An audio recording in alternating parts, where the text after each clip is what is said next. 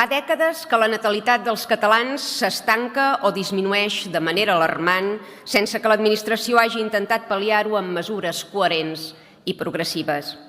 Avui les àrees de maternitat del país reflecteixen sense filtre la substitució cultural i demogràfica que patim. Més del 50-60% dels naixements de Vic, Manlleu, Olot o Manresa corresponen a infants amb progenitors estrangers. A Salt freguen el 70%. D'aquests naixements, més del 24% corresponen a fills de mares marroquines. No som davant un fet espontani ni natural.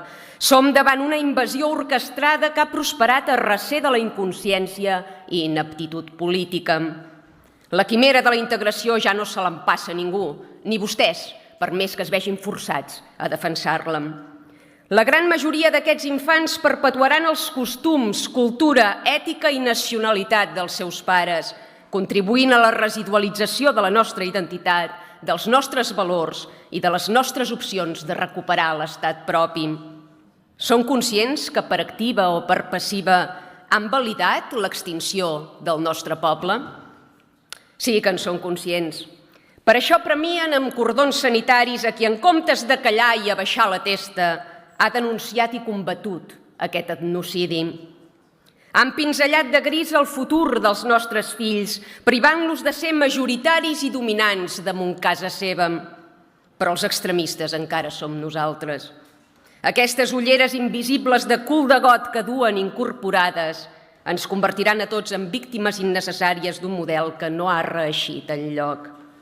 S'ha demostrat a bastament que el garbuix multicultural mata cultures, no les preserva. Aliança Catalana no comparteix la visió de Catalunya com una terra de pas ni com una terra d'acollida. La percep com l'espai natural dels catalans, on hi ha guardades les despulles dels nostres morts i dipositades les esperances del nostre poble. I batallarem per capgirar la situació a la que ens han abocat amb les seves polítiques. Al programa electoral hi duíem la creació d'una Secretaria General de Família i Foment de la Natalitat i proposàvem augmentar substancialment les rebaixes fiscals a l'IRPF per cada fill en els casos en què treballin amb dos progenitors, garantint així que es beneficiïn les famílies autòctones i no les immigrants, on generalment treballa només un o cap dels dos. Cal revertir l'actual línia editorial antifamília i antinatalitat dels mitjans públics del país, que malden per desincentivar la natalitat autòctona mentre aplaudeixen els allaus immigratoris. Prou de manipular ideològicament la societat amb fons públics. Atorgar ajudes directes per fill en aquells casos en què un dels progenitors cuidi la mainada, com proposen a la seva moció, és un suïcidi i un xec en blanc a la invasió demogràfica.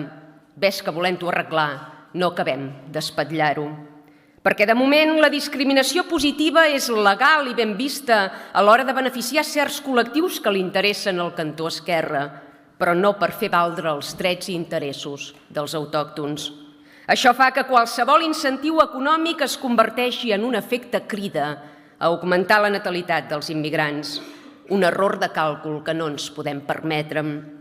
Ens abstindrem en aquesta moció, tot i compartir-ne algun punt, perquè no permetrem que menyspreïn la nostra nació anomenant-la regió, ni permetrem que declinin emprar la llengua natural i pròpia d'aquest país per fer la redacció de les seves propostes. A Catalunya, en català.